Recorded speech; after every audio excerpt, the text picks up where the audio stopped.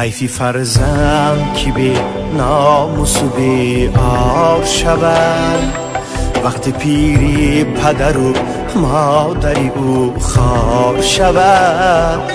پدر از خدمت فرزند نباشد راضی، در دو عالم به غم و غصه گرفتار شود.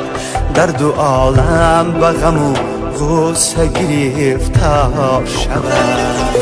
پدر از خدمت فرزند نباشد راضی، در دو عالم به غم و غصه گرفتار شود.